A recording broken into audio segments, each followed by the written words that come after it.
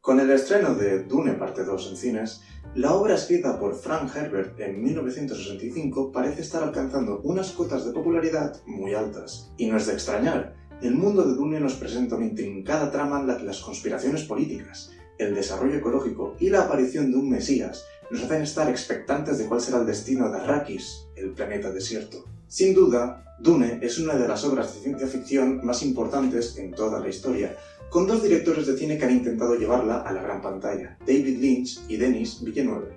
En este vídeo voy a intentar realizar una comparación, al igual que una reflexión, entre la obra original y la película de Villeneuve, la adaptación más actual. La primera parte de Dune, estrenada en 2021, me parece una adaptación bastante acertada, centrándose en los puntos importantes del argumento y representando bien todas las escenas que se describen en el libro. Sin embargo, y como en cualquier adaptación, se han realizado cambios bastante evidentes cuando se comparan ambos productos. En este vídeo no quiero centrarme en esos cambios que no afectan tanto a la trama como sería el cambio de género del personaje de Liet Kynes o el hecho de que Gurney Halleck no lleva consigo su fiel balisette. Aunque he de reconocer que no ver a Josh Brolin tocando un instrumento de lo más extraño mientras recita poesía en la película me dolió bastante. No, el cambio sustancial al que me quiero referir en este vídeo va de cómo se explica la misma historia pero de dos formas bastante diferentes. Muy bien, antes de continuar tengo que mencionar dos cositas. En primer lugar, a partir de este momento voy a estar soltando spoilers del libro y de la parte 1 y también parte 2 de la película sin parar. Si aún no habéis visto esas películas o no os habéis leído el libro y queréis descubrir la historia por vosotras mismas, será mejor que dejéis el vídeo y vengáis más tarde. En segundo lugar, si os gusta lo que estáis viendo, no olvidéis suscribiros porque me apoya bastante y así puedo seguir subiendo reflexiones acerca de obras bastante importantes de mi historia. Teniendo esto claro, vamos a meternos en el meollo de la cuestión. Hay un concepto que se repite constantemente a lo largo del libro de Dune y que es esencial para entender la trama. Las sociedades avanzadas que describe el libro han aprendido a sobrevivir gracias a que pueden predecir eventos del futuro, y esto es realmente importante.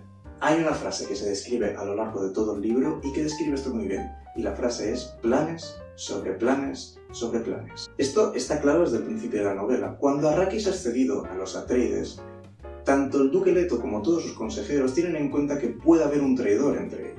¿Y cómo representa Frank Herbert todos estos planes sobre planes sobre planes? Pues muy bien, a este autor le encantaba entrar en la psique de todos sus personajes. No son raros los párrafos en los que se describen los pensamientos de estos, y de hecho, desde la llegada de estos personajes a Arrakis, cualquier conversación que se tenga va a tener un doble sentido. Recuerdo escenas como cuando Jessica y el duque Leto hablan al principio, en su llegada a Arrakis, y el duque ya está mostrando sus preocupaciones acerca de un posible traidor. Otra escena que muestra esto también muy bien es cuando el mentat del duque, Tufir Hawat, y Jessica se reúnen y hablan sobre por qué creen que uno o el otro podría ser el traidor.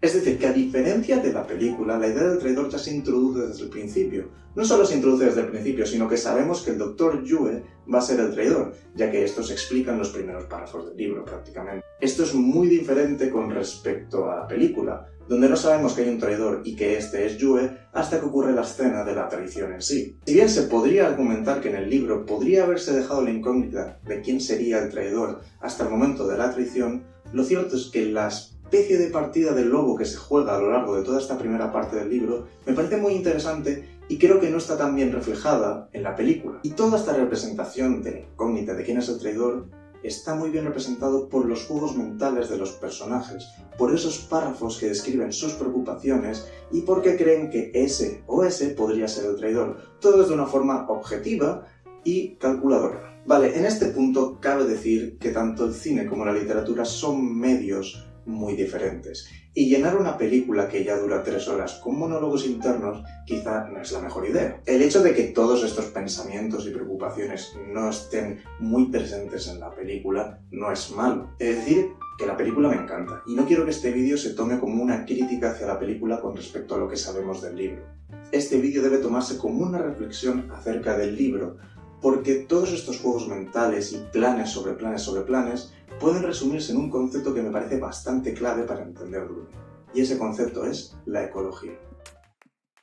La ecología se define como aquella ciencia en la que los investigadores intentan relacionar todos los mismos elementos que viven en un mismo ecosistema. Los ecólogos intentan hacer esto normalmente mediante modelos. Por ejemplo, si hemos pescado tantos peces a lo largo de este año, al año siguiente ¿cómo se encontrarán las poblaciones? Si hemos generado tanto CO2 que va hacia la atmósfera, ¿cómo cambiará el efecto invernadero a lo largo de los próximos años? En Dune, estos conceptos ecológicos de Arrakis se presentan muy bien con las costumbres de los Fremen o con personajes como Liet Kynes, el planetólogo imperial. Pero creo que Herbert quiere ir mucho más allá con esta ecología, introduciendo otros conceptos que son ajenos a la ciencia en sí. En Dune, la ecología de por sí viene acompañada de política y de religión, lo que forma una red intrincada que va hacia un mismo lugar. Esto se ve en muchos puntos de la trama, y ahora voy a poner algunos ejemplos. El plan de las Bene Gesserit, donde no solo seleccionan genes específicos, sino que plantan semillas de religiones en planetas como Arrakis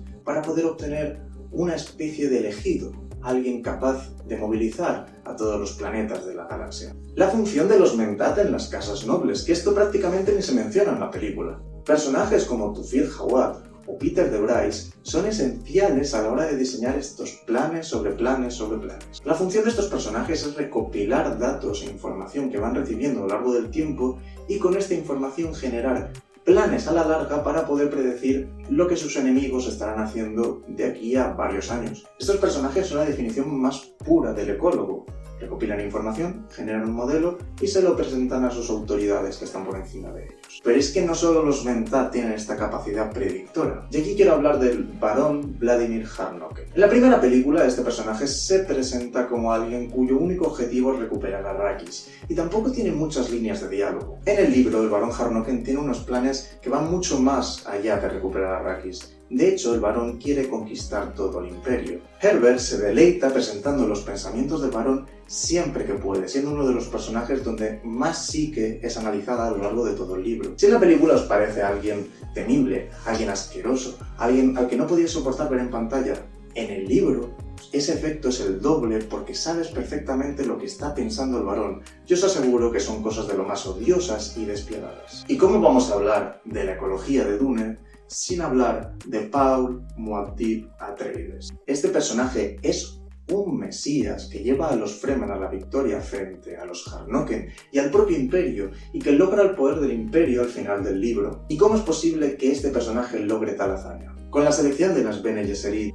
Paul es capaz de ver a través del tiempo y el espacio en visiones que le presentan todas las posibilidades que se pueden desarrollar a lo largo de los próximos futuros. Es decir, Paul es un modelo ecológico en sí, donde todos los datos que va recopilando le muestran en sí mismo qué podría estar pasando. El elegido de Dune es el Mentat perfecto, es la Bene Gesserit perfecta, es el ecólogo perfecto. Este factor del libro es muy impresionante porque todos estos personajes tienen que pensar de forma fría, de forma calculadora, intentar predecir qué viene más allá e intentar olvidar los sentimientos que se ponen enfrente de esas previsiones. Y esto es impresionante porque cuando los personajes al fin muestran esos sentimientos, cuando en vez de pensar en lo que saben que va a ocurrir, piensan en lo que quieren que va a ocurrir, es cuando el libro brilla. El propio Paul no quiere la guerra santa que sabe que le espera en su destino. Siempre que tiene esas visiones de sus fanáticos destruyendo planetas y librando guerras en su nombre, él no lo quiere, él lo detesta y piensa en un plan para que eso nunca pueda ocurrir. Escenas como cuando Paul y Chani hablan antes de la prueba del gusano son realmente encantadoras y dices, quiero que estos personajes triunfen y que estén enamorados y no quiero que todo ese cálculo que llevan en sus cabezas les afecte de forma considerable. Incluso algo tan sencillo como cuando Gurney Halleck se reúne con Jessica y tras pensar que era una traidora se da cuenta de que no lo era y le toca una balada con el baliset y Jessica simplemente se queda ahí disfrutando de ese momento, son muy enternecedoras y hacen que el libro brille porque en su mayoría el libro de Dune es la ecología máxima, pero en esos puntos es una cosa superhumana. Toda esta red de política, de ecología, de religión se mezcla y hacen que la trama vaya hacia un punto, pero que venga de puntos diferentes. Tenemos el plan de las Bene Gesserit, tenemos todo el asunto de los Harkonnen y las traiciones, tenemos todo el asunto de la Casa de los Atreides y lo que significa para Paul, y todo eso se desarrolla en un Mesías que llevará a los Fremen a la victoria y que cambiará el destino de Arrakis y del resto de la galaxia por siempre. Esto no lo veo tan claro en la película. En esa obra me parece que Paul sigue un camino del héroe más clásico, mientras que en el libro todo parece más una red intrincada que se junta en ese mismo sitio. Quiero dejar claro que estas observaciones que estoy presentando en este vídeo las he obtenido después de ver la primera parte de la película y de haber leído el libro, pero quizá esto cambie en la segunda parte, que estoy deseando ver en cines. Frank Herbert construye un Mesías con todos estos conceptos en el libro de Dune, y es un viaje increíble, y es un viaje con sus momentos donde el cálculo es necesario y donde los momentos de sentimientos brillan más porque están ausentes en la mayoría del tiempo. Por eso Dune es una obra que puede hacerte sentir tantas cosas y es tan importante en la historia de la literatura de ciencia ficción.